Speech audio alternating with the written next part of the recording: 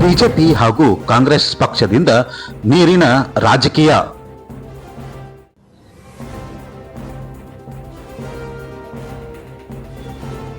ಹುನಗುಂದ ಮತಕ್ಷೇತ್ರದಲ್ಲಿ ಹಾಲಿ ಹಾಗೂ ಮಾಜಿ ಶಾಸಕರ ನಡುವಿನ ನೀರಿನ ರಾಜಕೀಯ.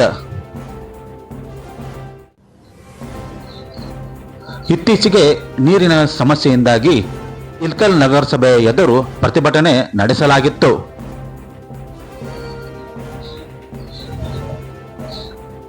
ಈ ಸಮಯದಲ್ಲಿ ಪ್ರತಿಭಟನಾಕಾರರ ಮೇಲೆ ಕೇಸ್ ದಾಖಲು ಮಾಡಲಾಗಿದೆ. ಶಾಸಕ ವಿಜಯಾನಂದ ಕಾಶಪ್ಪನವರ ಕುಮ್ಮಕ್ಕನಿಂದಾಗಿ ಕೇಸ್ ದಾಖಲಾಗಿದೆ. ಮಾಜಿ ಶಾಸಕ ದೊಡ್ಡನಗೌಡ ಪಾಟೀಲ್ ನೇರ ಆರೋಪ, ಶಾಸಕರ ವಿರುದ್ಧ ವಾಗ್ದಾಳಿ.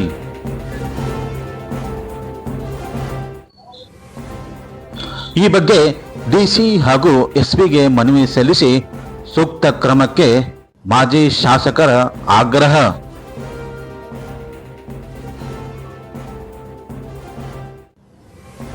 ಹುನಗುಂದ ಮತಕ್ಷೇತ್ರದಲ್ಲಿ ನೀರಿನ ಸಮಸ್ಯೆ ಉಂಟಾಗಿದ್ದರೆ ಶಾಸಕರು ತಮ್ಮ ಗೆಸ್ಟ್ ಹೌಸ್ದ ಸ್ವಿಮ್ಮಿಂಗ್ ಪೂಲ್ಗೆ ನೀರು ತೆಗೆದುಕೊಂಡು ಹೋಗುತ್ತಿದ್ದಾರೆ.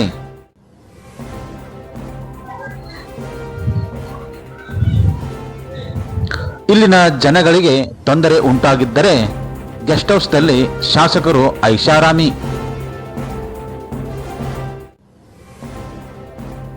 ಶಾಸಕ ವಿಜಯಾನಂದ ಕಾಶಪ್ಪನವರ ವಿರುದ್ಧ ಮಾಜಿ ಶಾಸಕರ ತೀವ್ರ ವಾಗ್ದಾಳಿ. ಹುನಗುಂದ ಮತಕ್ಷೇತ್ರದಲ್ಲಿ ನೀರಿನ ರಾಜಕೀಯ ಬಗ್ಗೆ ಚರ್ಚೆಯ ವಿಷಯ.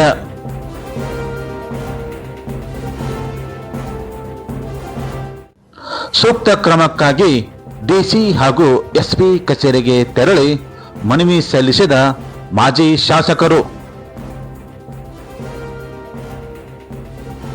ನಂತರ ಮಾಧ್ಯಮಗಳಿಗೆ ಹೇಳಿಕೆ ನೀಡಿದ ಮಾಜಿ ಶಾಸಕರು ಹಾಲಿ ಶಾಸಕರ ವಿರುದ್ಧ ಆಕ್ರೋಶ.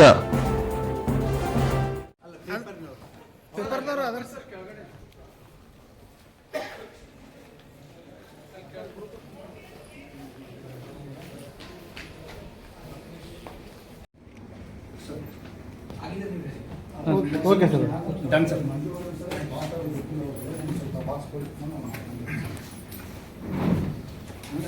ನೀರು ಕುಡಿಯೋ ನೀರಿಲ್ಲ ಅಂತೇಳಿ 20 ದಿವಸ ರಾತ್ರಿ 1 ಗಂಟೆಗೆ ಅದು ಸಣ್ಣಾಗಿ ಬರುತ್ತಂತ, ಹೆಣ್ಮಕ್ಳು ಗೋಳಾಡ್ತಾರ ಪಾಪ.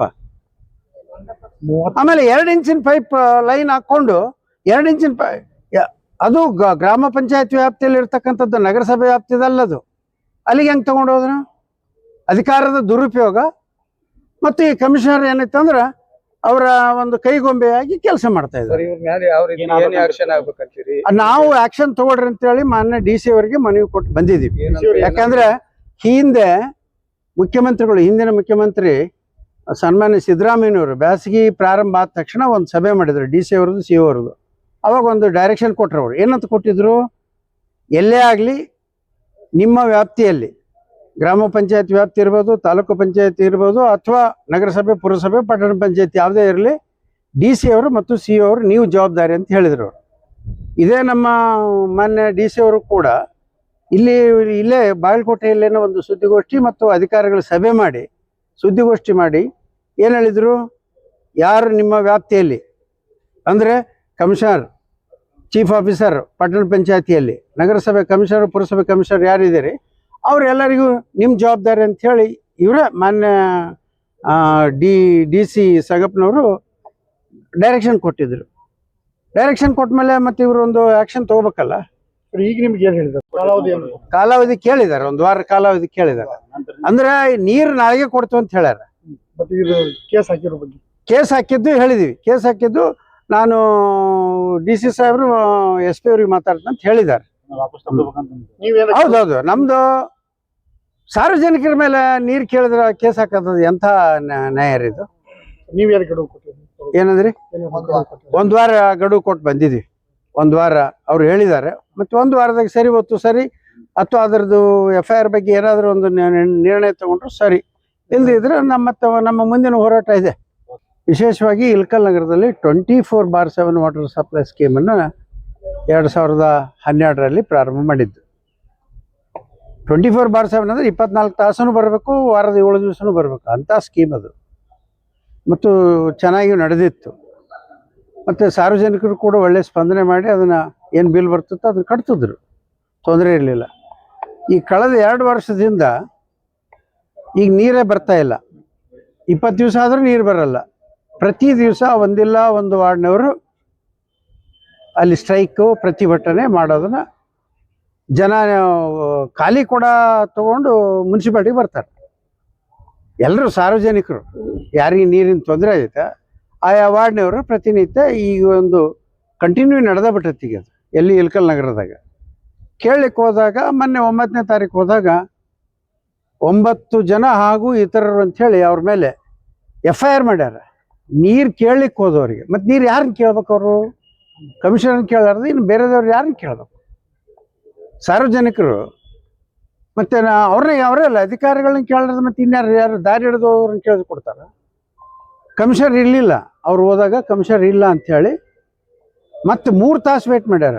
3 ತಾಸಿನ ನಂತರ ಕಮಿಷನರ್ ಬಂದ ಮೇಲೆ ಹೇಳಿ ಕಳ್ಸ್ಯಾನ, ಇಲ್ಲ ನಾ 2 ದಿನದಾಗ ಕ್ಲಿಯರ್ ಮಾಡ್ತೀನಿ, ನಿಮ್ಗೆ ತಕ್ಷಣ ಕೊಡಿಸ್ತೀನಿ, ಏನೇನೋ ಮಾಡಿ ಸಮಜಾಯಿಸಿ ಕಳ್ಸ್ಯಾರ. ಹೋಗ್ಲಿ, ಅವರು ಹೇಳ್ಯಾರ, ಪಬ್ಲಿಕ್ ಏನು ಹೇಳ್ಯಾರ, ನಾವಿಲ್ಲ ನೀವು ಬರಲಿಲ್ಲ ಅಂತ ಹೇಳ್ಕೇಸಿ ನಿಮ್ಮ ಗೇಟ್ ಹಾಕಿದ್ವಿ, ಆದ್ದರಿಂದ ಕ್ಷಮೆ ಇರಲಿ ಅಂತ ಅವ್ರು ಕ್ಷಮೆ ಅಲ್ಲಿ ಕೇಳಿಬಿಟ್ರೆ. ಹೆಣ್ಮಕ್ಳ ಕೇಳ್ಯಾರ, ಕ್ಷಮೆ ಕೇಳ್ಯಾರ. ನಾವು ನಿಮ್ಗೆ ತೊಂದರೆ ಕೊಟ್ಟಿದ್ದಕ್ಕೆ ಕ್ಷಮೆ ಅಂತ ಕೇಳ್ಯಾರ. ಮತ್ತೆ ನೀರು ಕೇಳಕ್ಕೆ ಹೋಗಿ ಅವರ ಕ್ಷಮೆ ಕೇಳಿ ಬಂದಾರ. ಇಂಥ ಪರಿಸ್ಥಿತಿಯಲ್ಲಿ ಆ ಕ್ಷೇತ್ರದ ಶಾಸಕನ ಒತ್ತಡಕ್ಕೆ ಮಾಡೋದು ಕಮಿಷನರ್ ಏನೈತೆ ಅಂದ್ರೆ ಸಾರ್ವಜನಿಕರ ಮೇಲೆ ಕಂಪ್ಲೇಂಟ್ ಮಾಡ್ತಾರೆ. ಕ್ಷೇತ್ರದ ಶಾಸಕ ಕಾಶ್ಯಪ್ನವರ ಒತ್ತಡಕ್ಕೆ ಮಾಡೋದು ಕಮಿಷನರ್ ಶ್ರೀನಿವಾಸ್ ಜಾಧವ್, ಇಳಕಲ್ ನಗರಸಭೆ ಕಮಿಷನರ್ ಶ್ರೀನಿವಾಸ್ ಜಾಧವ್ ಸಾರ್ವಜನಿಕರು 9 ಜನ ಹಾಗೂ ಇನ್ನಿತರರು ಅಂದ್ರೆ ಅವ್ರು ಸಾಕಷ್ಟು ಜನ ಇದ್ರು.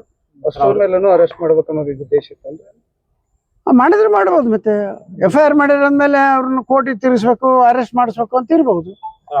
ಬಿಜೆಪಿ ಕಾರ್ಯಕರ್ತರು ಇಲ್ಲ ಸಾರ್ವಜನಿಕ BJP ಅವರು ಅವ್ರು ಇವ್ರು ಅಂತೆಲ್ಲ ಸಾರ್ವಜನಿಕವಾಗಿ ಹೋಗಿರ್ತಕ್ಕಂಥವ್ರು. ಆ ವಾರ್ಡಿನ ಮೆಂಬರ್ನು ಅಲ್ಲಿ ಅವತ್ತಿಲ್ಲ, ಹೋಗಿಲ್ಲ. ಅಲ್ಲೇನಾದ್ರೂ ಹೋರಾಟ ಮಾಡ್ತೀರಾ ಸರ್ ಇಳಕಲ್ ಭಾಗದಲ್ಲಿ? ಹೌದು, ಮಾಡ್ಬೇಕಾಗಿತ್ತು. ಮತ್ತೆ ಯಾಕಂದ್ರೆ ಇದಕ್ಕೆ ಸಮಸ್ಯೆ ಮುಂಚೆ ಏನಾಯ್ತು ಅಂದ್ರೆ ವಿಯೋಲಿಯೋ ಕಂಪನಿ ಅಂತೇಳಿ 24/7 ಏನು ಎಕ್ಸಿಕ್ಯೂಷನ್ ಮಾಡಿತ್ತು ಕಾಮಗಾರಿನ, ಅದೇ ಕಂಪ್ನಿಯವರು ಮೇಂಟೈನ್ ಮಾಡ್ತಿದ್ರು, ಸಮಸ್ಯೆ ಇರಲಿಲ್ಲ. ಈಗ 2 ವರ್ಷದಿಂದ ಬೇರೆಯವ್ರನ್ನ ಅದಕ್ಕೆ ನೇಮಕ ಮಾಡ್ಯಾರ ಮೇಂಟೈನ್ ಮಾಡಲಿಕ್ಕೆ. ಬೇರೆ ಕಂಪ್ನಿ ಅದು ಯಾವುದೈತೆ ಅದು ಪದ್ಮಾವತಿ ಅಂತ ದಾವಣಗೆರೆ ಕಂಪ್ನಿನ ತಂದು ಹಾಕ್ಯಾರಲ್ಲಿ. ಯಾತಕ್ಕೆ ಹಾಕಿದ್ದಾರೆ? ಅವ್ರ ಕಮಿಷನ್ಗೆ ಆಸೆಗೋಸ್ಕರ ಹಾಕಿದ್ದಾರೆ. ಹೀಗಾಗಿ ಅವ್ರಿಗೆ ಮೇಂಟೈನ್ ಮಾಡೋದೇ ಗೊತ್ತಿಲ್ಲ. ಲೋಕಲ್ ಅವ್ರಿಗೆ ಕೊಟ್ಬಿಟ್ರು. ಅವ್ರು ಪದ್ಮಾವತಿ ಅವರು ಅವರೆಲ್ಲ ದಾವಣಗೆರೆ, ಇಲ್ಲಿ ಲೋಕಲ್ ಯಾರೋ ಇವ್ರಿಗೆ ಕೊಟ್ಬಿಡೋದು. ಹೀಗಾಗಿ ಅದನ್ನು ಜರ್ಮನ್ ಟೆಕ್ನಾಲಜಿಯಲ್ಲಿ ಮಾಡಿರ್ತಕ್ಕಂಥ ಒಂದು ಯೋಜನೆ ಅದು.